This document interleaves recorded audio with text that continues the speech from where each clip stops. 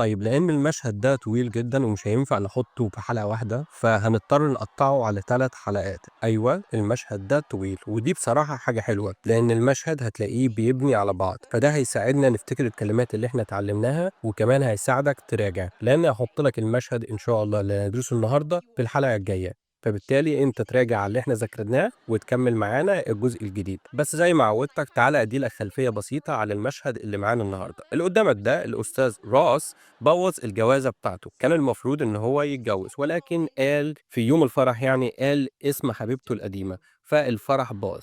فهو كان حزين جدًا يعني وخرج يتمشى شوية، جميل كده؟ فطبعًا دول قلقانين عليه، هتلاقي تعبيرات عن القلق وعن الأسئلة وهكذا. تعالَ أنا بقى دلوقتي هاحط لك المشهد، اتفرّج عليه الأول من غير ترجمة أو نص إنجليزي، وارجع لي عشان نقطّعه ونفصّصه حتّة، حتّة ونفهم منّه التعبيرات الموجودة فيه والقواعد وكل حاجة والاختصارات الصوتية، وبعدين هاحطه لك في النهاية، في نهاية الدرس، وهتتفاجئ إن أنت فاهم كل حاجة ومش محتاج لا ترجمة ولا نص إنجليزي. شوف كده وارجع لي تاني.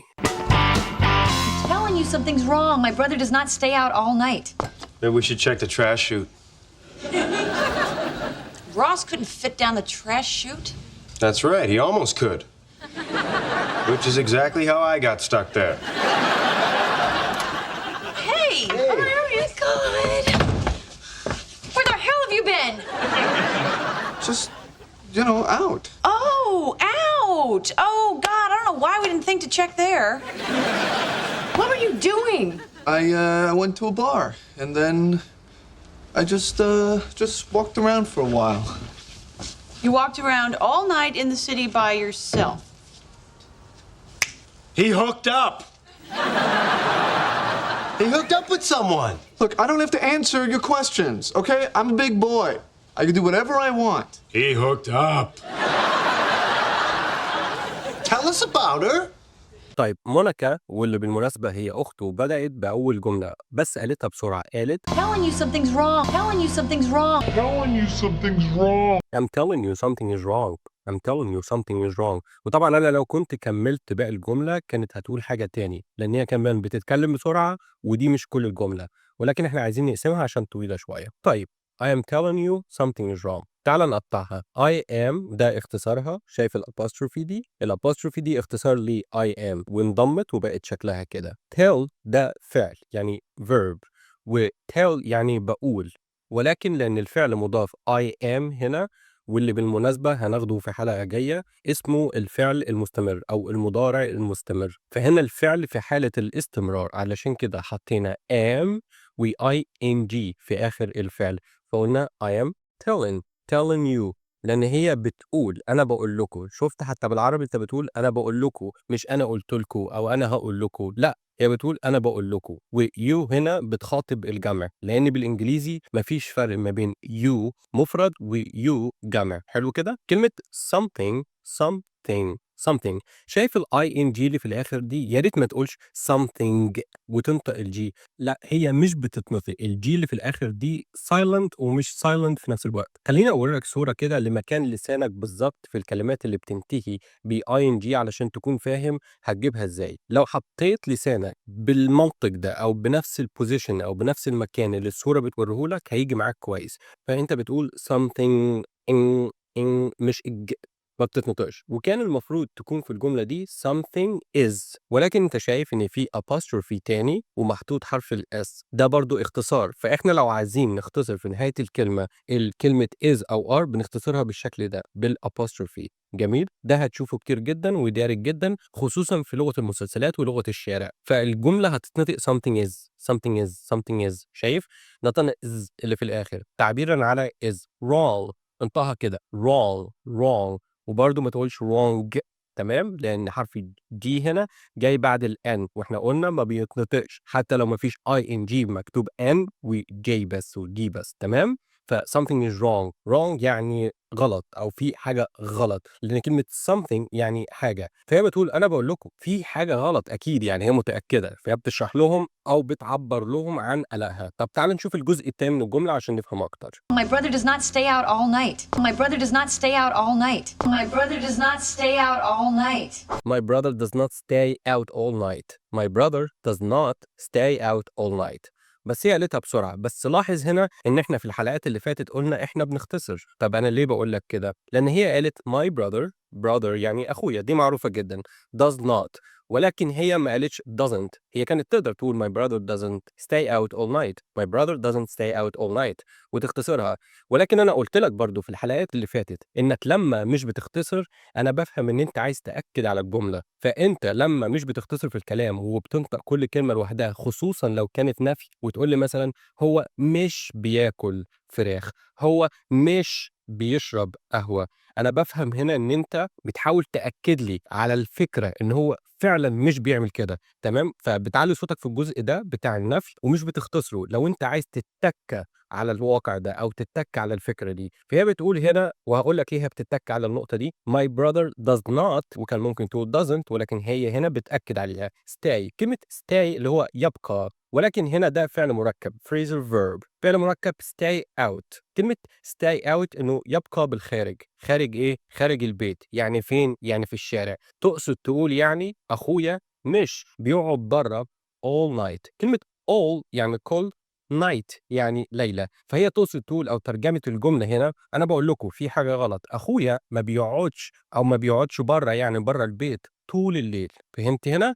فعشان كده هي كانت بتأكد على كلمة does not. الفكرة إن هو أخويا ما بيعملش أبدا كده. جميل؟ تعال نكمل. My brother does not stay out all night. Maybe we should check the trash chute. Maybe we should check the trash chute. Maybe we should check the trash chute. طب جوي قال maybe we should check the trash chute. maybe we should check the trash chute. طب أنا عارف ومتأكد إن أنت ما سمعتش كلمة maybe اللي هي في البداية، و maybe اللي هو ربما يعني. بس خد بالك، كونك إنك ما سمعتهاش مش معنى كده إن عندك مشكلة في الاستماع، لأ خالص. هو أصلا نطقها من تحت أسنانه، هو قالها كده بسرعة. هو قال maybe we should check the trash chute وما اتّكاش عليها خالص كأنها مش موجودة. تعالَ بقى دلوقتي نشرح الكلمات. maybe أنا قُلت لك ربما، اللي هو يمكن يعني. we should، كلمة should اللي هو ينبغي علينا، ودي لمّا بتقدّم نصيحة لحد بتستخدمها. كلمة check ودي فعل check بيكون معناها إنك تتحقق من حاجة موجودة أو لأ، أو تتحقق من حاجة بشكل عام. trash chute، كلمة trash اللي هي الزبالة، وكلمة chute دي اللي هي الأنبوبة.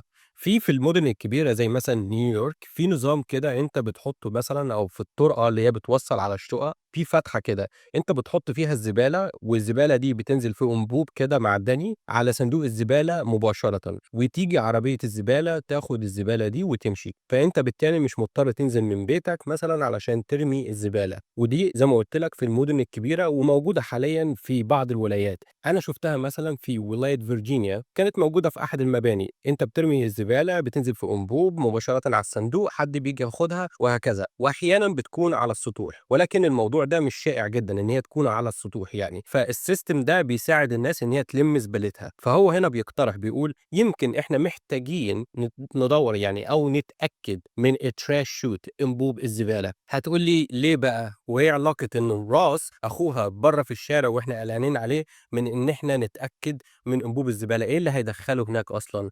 بس أنت عارف إن السؤال ده مش منطقي شوية، علشان جوي دايمًا عنده وجهة نظر مختلفة. تعالَ نشوف. Maybe we should check the trash chute. Ross couldn't fit down the trash chute. Ross couldn't fit down the trash chute. Ross couldn't fit down the trash chute. فطبعًا أنت لاحظت هنا من نظرتهم ليه إن هو بيقولوا له الغباء اللي أنت فيه ده. فراحت ريتشل دي بالمناسبة الإكس بتاعته قالت Ross couldn't fit down the trash chute. Ross couldn't fit down the trash chute. طب تعالَ نشرح. could اللي هو يقدر على أو يمكنه أن. couldn't دي منفية يعني ما يقدرش، اللي هو مش هينفع له. إيه بقى؟ كلمة fit ليها أكتر من استعمال، ليها استعمالات كتيرة جدًا. هادّي لك منهم الأكتر شائعية. لمّا بتقول مثلًا إنك بتحاول تلبس تيشيرت مثلًا وتقول لي مثلًا it doesn't fit me، it doesn't fit me، يعني معناها إن يا إما أنت كبير على التيشيرت أو التيشيرت صغير عليك أو هو مش مناسب ليك يعني، اللي هو مش مقاسك. تمام؟ اللي هو مش قادر تحط نفسك جواه. فأنا عايزك تفكر هنا هي تقصد إيه بالضبط. تخيل إن أنبوب الزبالة اللي أنا قُلت لك عليه ده مثلًا أنت بتحاول تحط راس جواه، فهتقول لي he doesn't fit. ليه بقى؟ يعني راس كبير على إن هو يدخل في أنبوب الزبالة ده. فهي بتقول له Ross couldn't fit down the trash shoot. fit down. لاحظت ان كلمة fit مش لوحدها، هي مع preposition هنا. ف fit down ده phrasal verb بيكون معناها المرور للأسفل، لأن كلمة أسفل يعني down، و fit إن هو يعدي من حاجة، فتقصد تقول مش هيعدي لتحت أو يمر للأسفل، اللي هو مش هيتزحلق في التراش كان أو أنبوب الزبالة. فترجمة الجملة دي هتكون أنبوب القمامة لا يتسع لأن يهبط راس عبره. فهمناها؟ يلا نشوف المشهد اللي بعده. Ross couldn't fit down the trash chute. That's right, he almost could. That's right, he almost could. That's right, he almost could. عشان أنا قلت لك جوي عنده وجهة نظر مختلفة، هو قال that's right he almost could. that is right. بس واخد بالك برضو that اختصرها مع is وما قالش that is، هو قال that's right that's right. وكلمة right يعني صحيح، وبالمناسبة هي برضو اللي بيكون معناها يمين، انك تدخل يمين يعني لو بنتكلم عن الاتجاهات. فبقول لها صح he almost could. كلمة almost اللي هو بالكاد يعني بشق الأنفس، هو بيقول he almost could يعني بالكاد يستطيع. فشكلهم كده جربوا والموضوع ما نفعش، الاتنين أجن من بعض. طب تعال نشوف السبب التاني كده أو بقية الفكرة بتاعته. That's right, he almost could. Which is exactly how I got stuck there. Which is exactly how I got stuck there. Which is exactly how I got stuck there. طبعا كمل بقية الفكرة وقال which is exactly how I got stuck there. طيب تعال نشرحها. which بيكون معناها وهكذا. exactly كلمة exactly يعني بالضبط. how كيف I got stuck. لما بتقول get stuck or got stuck بيكون معناها إنك تتعلق أو بالمصري تتزنق في مكان ما. فلما تقول مثلا I got stuck in the elevator بيكون معناها أو أنا ممكن أفهم إنك اتزنقت في الأسانسير، اللي هو كنت متعلق في الأسانسير. الأسانسير عطل بيك بقى أو كان في مشكلة الباب ما فتحش، أيا كانت أنت كنت متعلق في الاسانسير. وعلى فكره في تعبير كده شائع ملهوش علاقه بالدرس، الناس مثلا لما بتتاخر تلاقيهم بيقول لك I'm so sorry I got stuck in the traffic. I'm so sorry I got stuck in the traffic.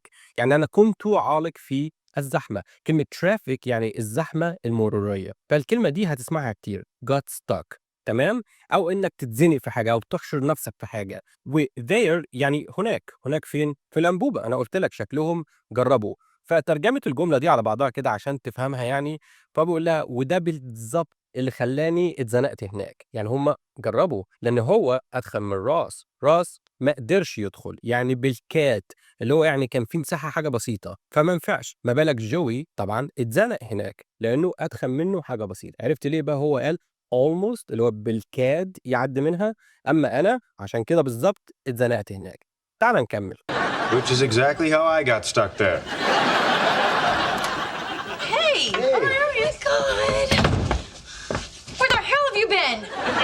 Where the hell have you been? Where the hell have you been?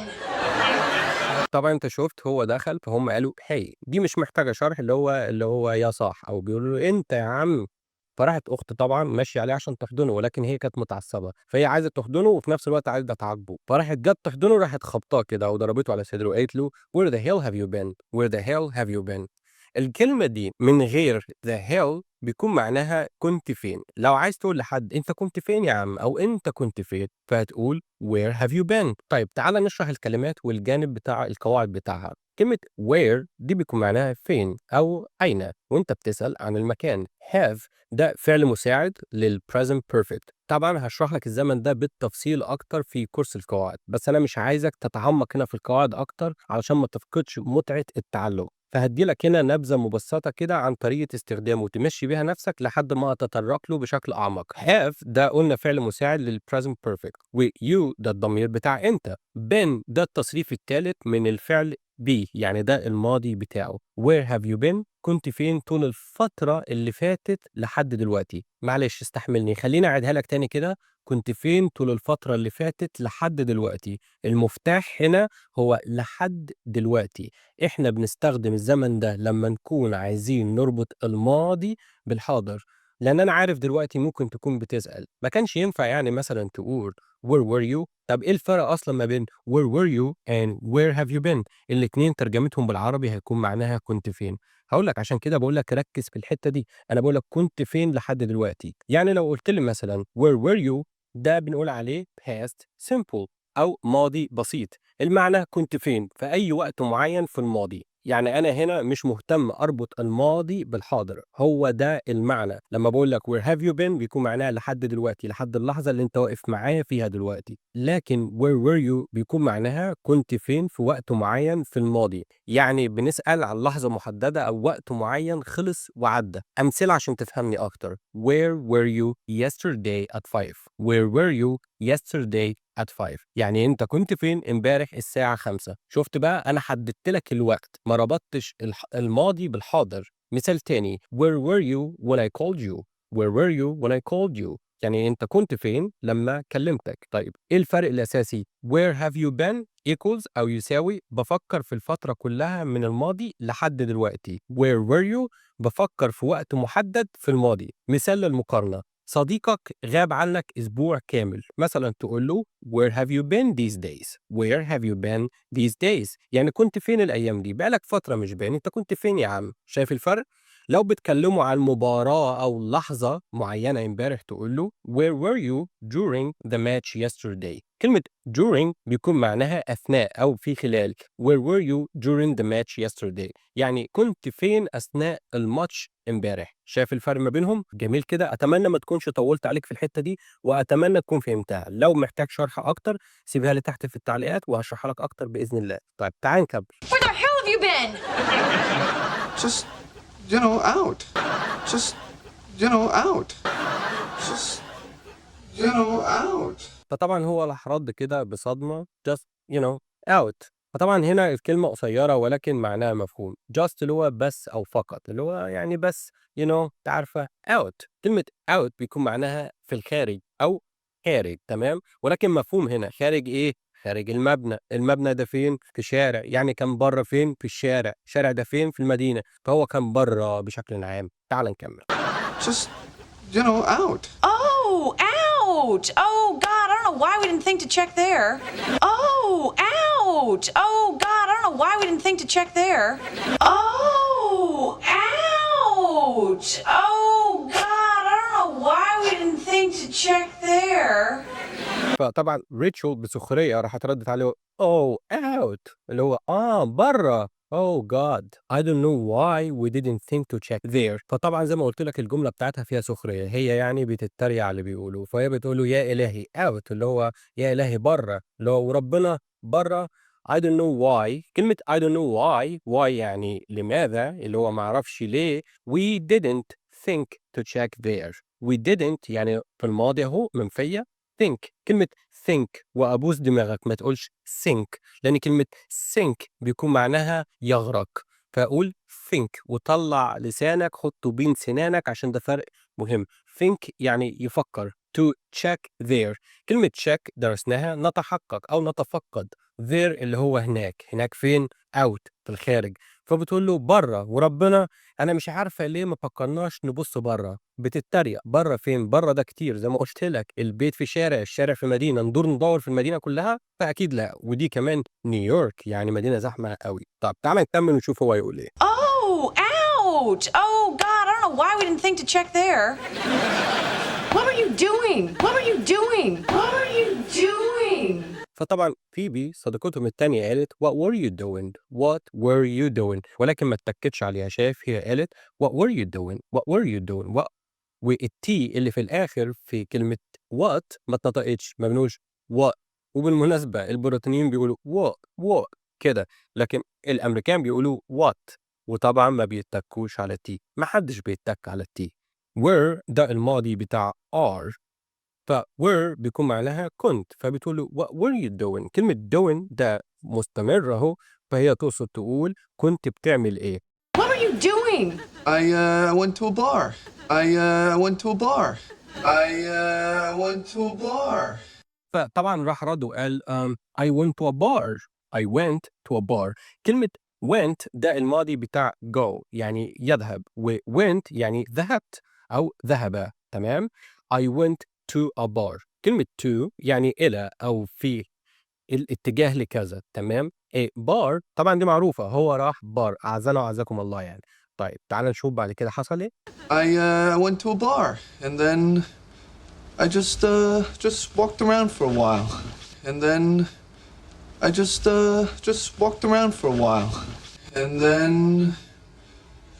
I just walked around for a while.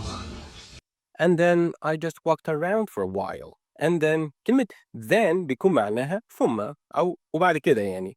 I just كلمة just هنا بيكون معناها بس. walk كلمة walk واوعى تنطق ال L اللي هنا ما بتقولش walk. no هي walk كأنها مش موجودة. وطبعا احنا قلنا walked وما تنطقش ال ED باللغة الإنجليزية في معظم الوقت في الماضي بتتنطق T. يعني walk بقت walk كأنها مكتوبة كده. كلمة walk بشكل عام يعني إنك تمشي، لكن لما بتقول walk around اللي هو بتتمشى، يعني اللي هو بتتمشى حوالين مكان، بتتمشى بغرض ما، بتتمشى في المكان حواليه، تمام؟ for a while كلمة while يعني فترة من الزمن أو حبة كده، يعني هو يقصد يقول أنا بس يعني كنت بتمشى شوية أو اتمشيت شوية. جميل كده؟ طبعًا شكله بيكدب، ولو بصيت على عينين جوي في الخلفية باصص له كده اللي هو أنا مش مصدقك، تعالَ نشوف جو هيقول إيه أو تعالَ نشوف اللي هيحصل بعد كده. فطبعًا ريتشل قالت له you And then I just walked around for a while. You walked around all night in the city by yourself. You walked around all night in the city by yourself. You walked around all night in the city by yourself. walked around all night in the city by yourself. You walked around يعني تجولت زي ما قُلت لك خدت تمشية كده واتمشيت. You walked around طبعًا هي بتسأل هنا أو بتسأل بتشكُّك يعني. In the city by yourself. طبعًا all night دي خدناها اللي هو طول الليل. In the city كلمة city وبالمناسبة تقدر تنطق الT هنا على أساس إن هي T بدل ما تنطقها زيي وتقول city ممكن تقول city ما فيش مشكلة. فالأمريكان عامةً يعني لمّا بييجي حرف الT ما بين حرفين متحركين بنقول عليهم vowels بتتنطق D. فلمّا تقول city أو city ما فيش مشكلة. وcity أنت عارف يعني مدينة.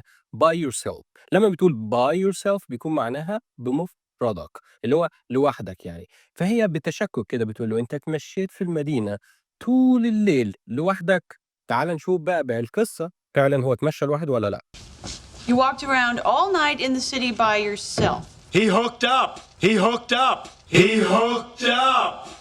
طيب الجملة بتاعة جوي هنا ليها أكتر من معنى لو كانت ملهاش علاقة بالستات أو العلاقات، ولكن المشهد اللي معانا ليه علاقة بست هي موجودة في المشهد ده. فهو بيقول he hooked up.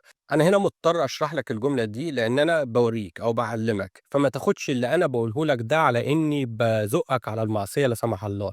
لا أنا بس بوريك حتى لما الناس تستخدمه قدامك فأنت تبقى عارف الناس دي تقصد إيه بالظبط أو تقصد تقول لك إيه. وكمان علشان أنت ما تغلطش في استخدامه.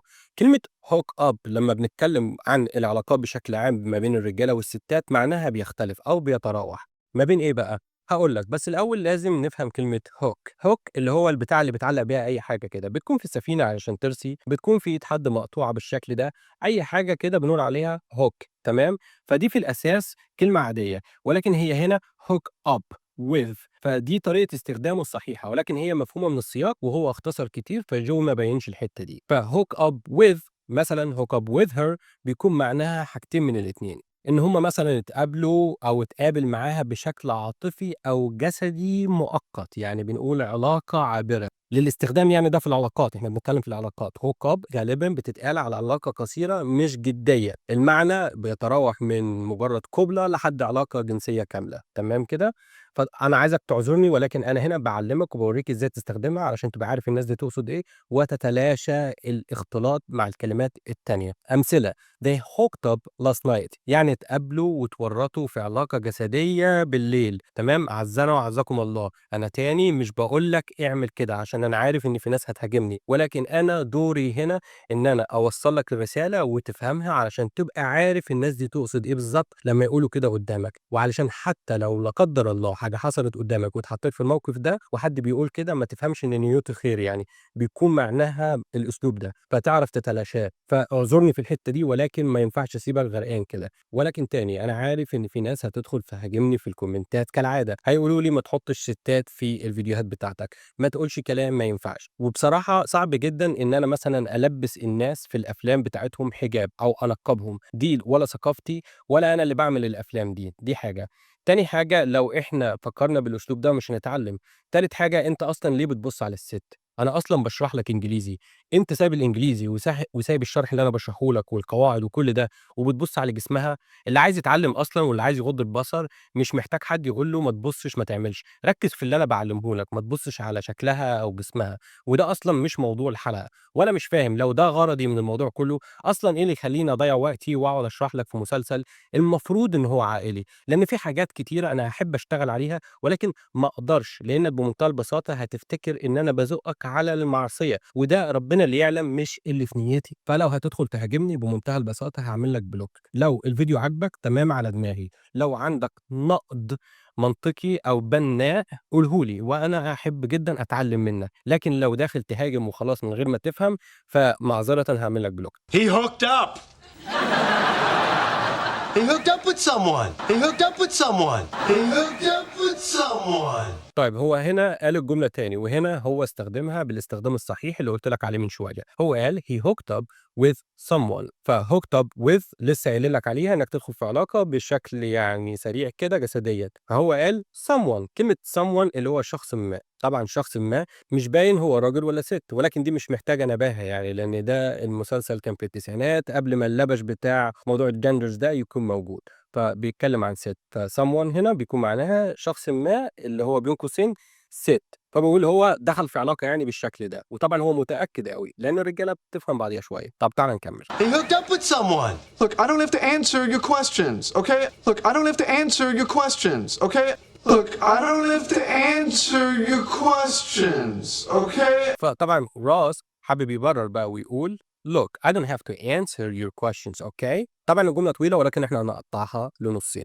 look اللي هو بُص أو اللي هو في أول الكلام لمّا تقول لحد حاجة بُص وبعدين تقول له I don't have to answer. لمّا بتقول have to بيكون معناها مضطر إلى أو يجب عليّا كذا كذا، فهو بيقول I don't have to بيكون معناها لا يجب عليّا، اللي هو أنا مش مضطر أعمل إيه بقى answer. كلمة answer بيكون معناها الإجابة أو يجيب your questions.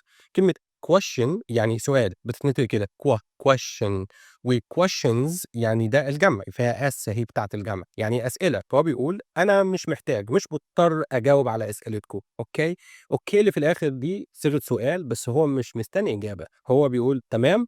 أنت حتى بالعربي تقول تمام بصيغة سؤال ولكن مش مستنيهم يقولوا لك تمام ولا حاجة، أنت كده كده هتكمل. طب تعالَ نشوف هو هيكمل ويقول إيه. Look, I don't have to answer your questions, okay? I'm a big boy. I can do whatever I want. I'm a big boy.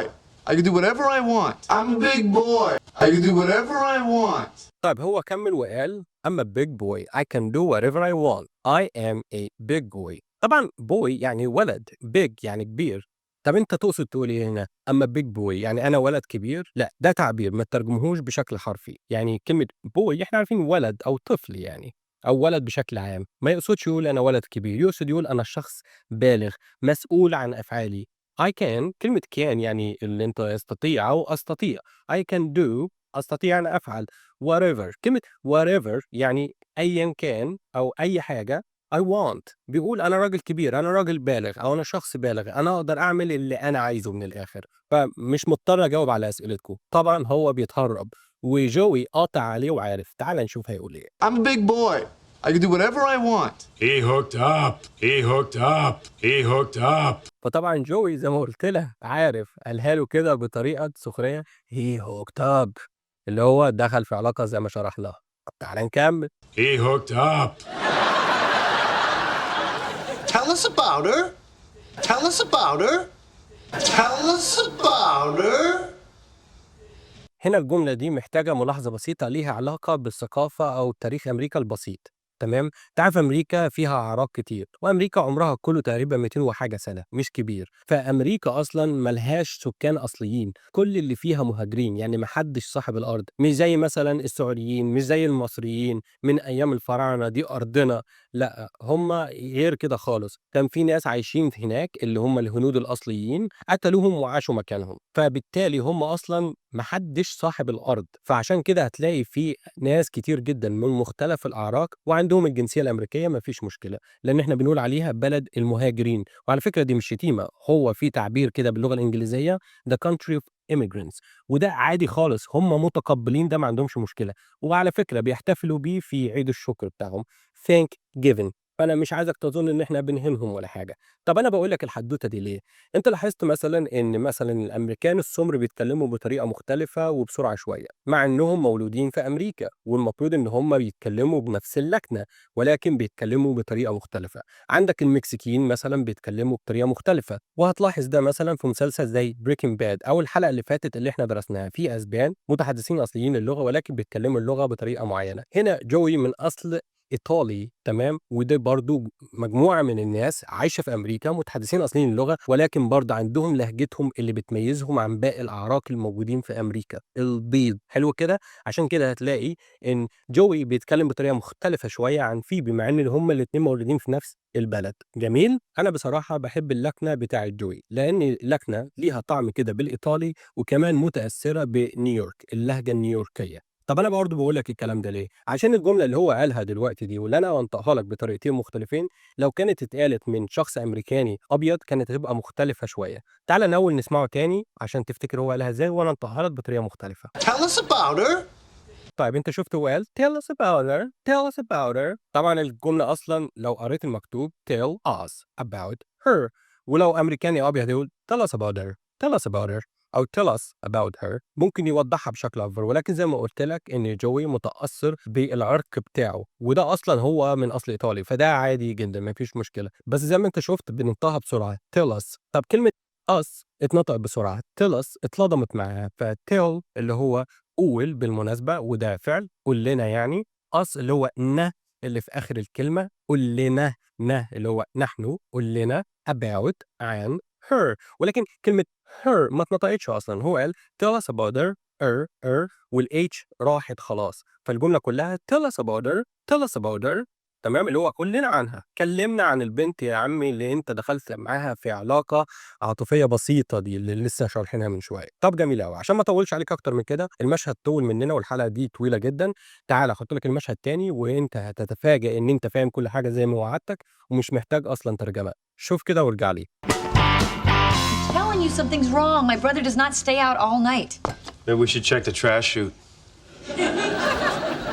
Ross couldn't fit down the trash chute? That's right, he almost could. Which is exactly how I got stuck there. Hey! Oh my God! Where the hell have you been? Just, out. Oh, ouch! Oh, God, I don't know why we didn't think to check there. What were you doing? I went to a bar, and then I just walked around for a while. You walked around all night in the city by yourself. He hooked up! He hooked up with someone! Look, I don't have to answer your questions, okay? I'm a big boy. I can do whatever I want. He hooked up! Tell us about her. طيب أنت كده وصلت معايا لنهاية الحلقة، خلّيني أشكرك على المشاهدة، شكرًا جدًا، ولو عندك أي استفسار، أي سؤال، أي إضافة، أي تعديل حاببني أعدّله، أو أي حاجة أنت محتاجها ممكن تساعدك في رحلتك لتعلم اللغة الإنجليزية، أنا هاحب جدًا إني أعملها، فيا ريت تسيب لي رأيك تحت في الكومنتات أيًا كان وِحِش أو حلو، الاتنين على دماغي من فوق. وانتظر الحلقتين الجايين إن شاء الله هتنبسط جدًا، لأن زي ما قُلت لك المشهد ده كبير وهتتعلم منه حاجات كتير أوي، من كلمات لتعبيرات لقواعد لجزء خاص بالثقافة، لأن كل حاجة مرتبطة باللغة. شكرًا جدًا للمشاهدة والسلام عليكم ورحمة الله وبركاته.